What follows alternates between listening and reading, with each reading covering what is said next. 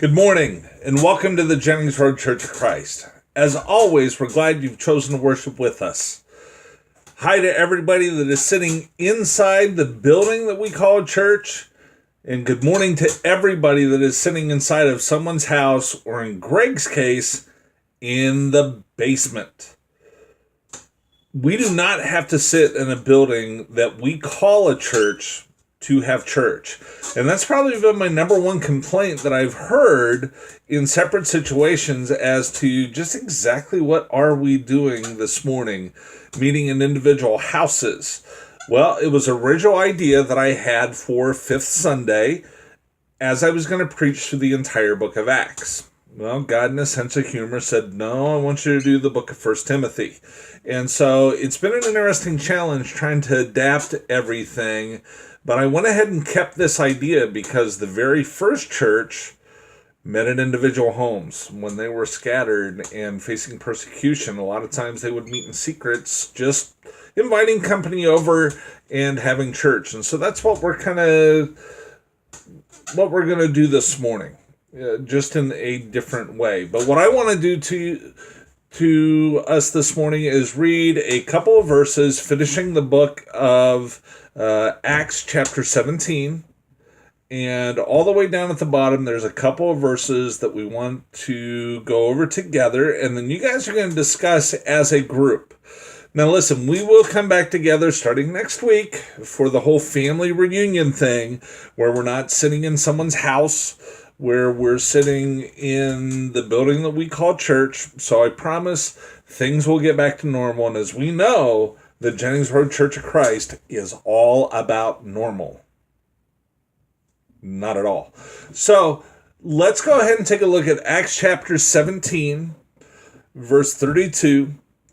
Home group leaders, if you want to pause after I ask a question at the end of each of these verses, so you guys can discuss it, and then you hit play. You are more than welcome to do that, or go through the whole thing and discuss the questions at the end. So here's where we're going to begin in verse 32, talking about the impact that Paul made in his discussion of Jesus and the statue of the unknown God. And does it make any difference at all when we share about the reality of who Jesus is? So here's verse 32.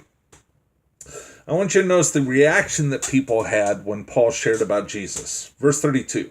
When they heard about the resurrection of the dead, some of them sneered. Not a word that I typically use, but doesn't sound very good. But others said, we want to hear again on this subject.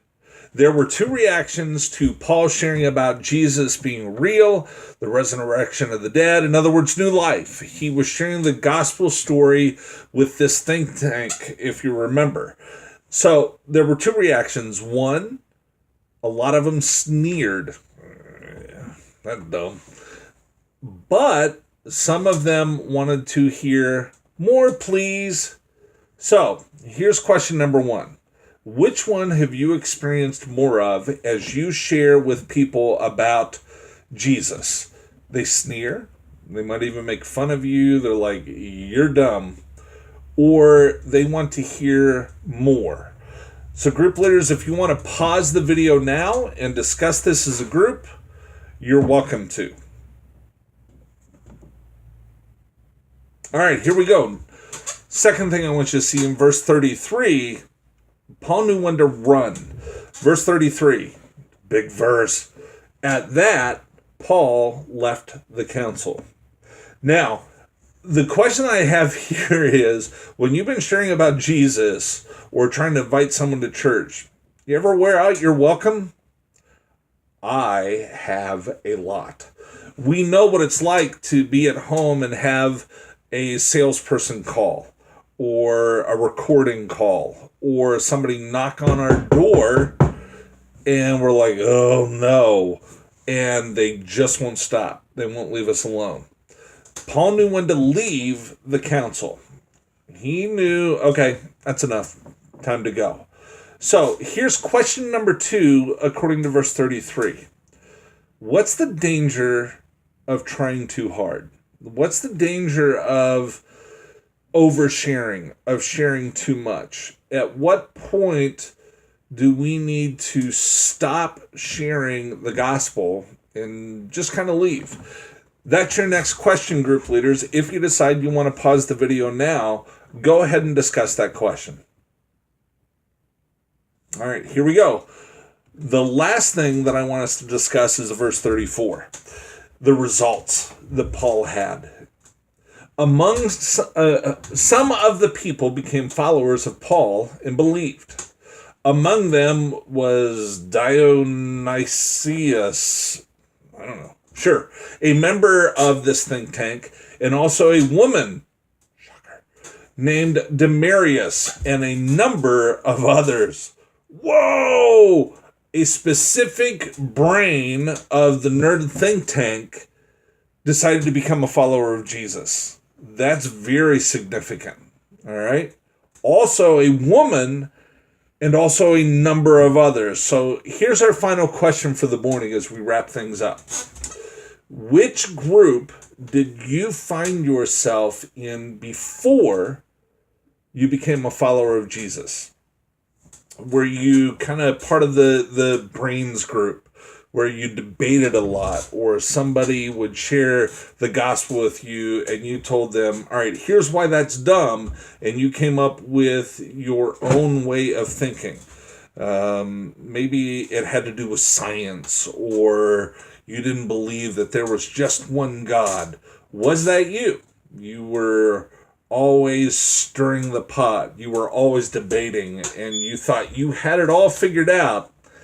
Turns out that you didn't. But then you became a follower of Jesus. Was that you? Maybe you were like the woman in our story who society had ignored you.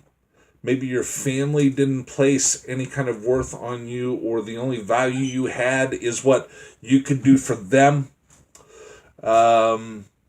You were treated like a second-class citizen. Maybe even the church had treated you like that, because that's how women were treated in the first century. So were you a part of the brains?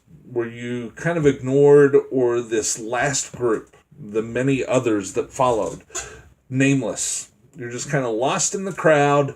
You were just kind of living your life. Didn't really think of your life in terms of purpose or things to figure out, or what can I do with my life? You were just going through the motions of life, and you just kind of would be lost in the crowd. So that's our final question this morning. Which group did you find yourself in before following Jesus? I am excited to hear and see what the results of this morning, our home church things, are. Enjoy your discussion time and enjoy your time at home. We'll see you next Sunday at our family reunion.